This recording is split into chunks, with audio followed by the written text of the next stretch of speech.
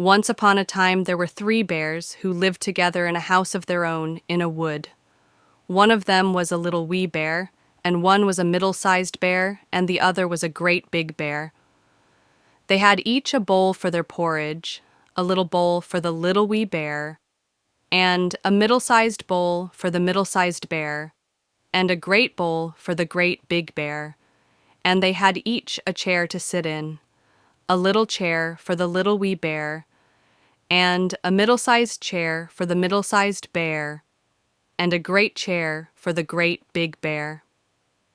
And they had each a bed to sleep in, a little bed for the little wee bear, and a middle-sized bed for the middle-sized bear, and a great bed for the great big bear. One day, after they had made the porridge for their breakfast and poured it into their porridge bowls, they walked out into the wood while the porridge was cooling, that they might not burn their mouths by beginning too soon, for they were polite, well-brought-up bears. And while they were away, a little girl called Goldilocks, who lived at the other side of the wood and had been sent on an errand by her mother, passed by the house and looked in at the window. And then she peeped in at the keyhole, for she was not at all a well-brought-up little girl. Then, seeing nobody in the house, she lifted the latch. The door was not fastened, because the bears were good bears who did nobody any harm, and never suspected that anybody would harm them. So Goldilocks opened the door and went in, and well pleased was she when she saw the porridge on the table. If she had been a well-brought-up little girl, she would have waited till the bears came home, and then, perhaps, they would have asked her to breakfast, for they were good bears, a little rough or so, as the manner of bears is, but for all that very good-natured and hospitable. But she was an impudent, rude little girl, and so she set about helping herself. First she tasted the porridge of the great big bear, and that was too hot for her. Next she tasted the porridge of the middle-sized bear, but that was too cold for her. And then she went to the porridge of the little wee bear, and tasted it, and that was neither too hot nor too cold, but just right, and she liked it so well that she ate it all up, every bit. Then Goldilocks, who was tired, for she had been catching butterflies instead of running on her errand, sate down in the chair of the great big bear, but that was too hard for her. And then she sate down in the chair of the middle-sized bear, and that was too soft for her. But when she sat down in the chair of the little wee bear, that was neither too hard nor too soft, but just right. So she seated herself in it, and there she sat till the bottom of the chair came out, and down she came, plump upon the ground, and that made her very cross, for she was a bad-tempered little girl. Now, being determined to rest, Goldilocks went upstairs into the bedchamber in which the 3 bears slept. And, first, she lay down upon the bed of the great big bear, but that was too high at the head for her. And next, she lay down upon the bed of the middle-sized bear, and that was too high at the foot for her.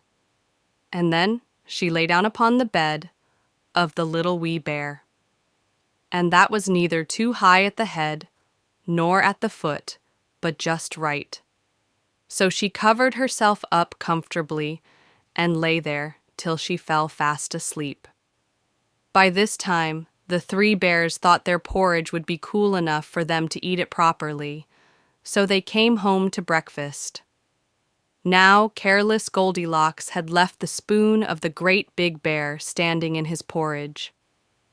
"Somebody has been at my porridge," said the great big bear in his great, rough, gruff voice. Then the middle-sized bear looked at his porridge and saw the spoon was standing in it too. "Somebody has been at my porridge," said the middle-sized bear in his middle-sized voice. Then the little wee bear looked at his, and there was the spoon in the porridge bowl, but the porridge was all gone. "Somebody has been at my porridge and has eaten it all up," said the little wee bear in his little wee voice. Upon this, the 3 bears, seeing that someone had entered their house and eaten up the little wee bear's breakfast, began to look about them. Now the careless Goldilocks had not put the hard cushion straight when she rose from the chair of the great big bear. "Somebody has been sitting in my chair," said the great big bear in his great, rough, gruff voice. And the careless Goldilocks had squatted down the soft cushion of the middle-sized bear. "Somebody has been sitting in my chair," said the middle-sized bear in his middle-sized voice. "Somebody has been sitting in my chair and has sate the bottom through," said the little wee bear in his little wee voice. Then the 3 bears thought they had better make further search in case it was a burglar, so they went upstairs into their bedchamber. Now Goldilocks had pulled the pillow of the great big bear out of its place. "Somebody has been lying in my bed," said the great big bear in his great, rough, gruff voice. And Goldilocks had pulled the bolster of the middle-sized bear out of its place. "Somebody has been lying in my bed," said the middle-sized bear in his middle-sized voice. Goldilocks and the 3 bears in bed.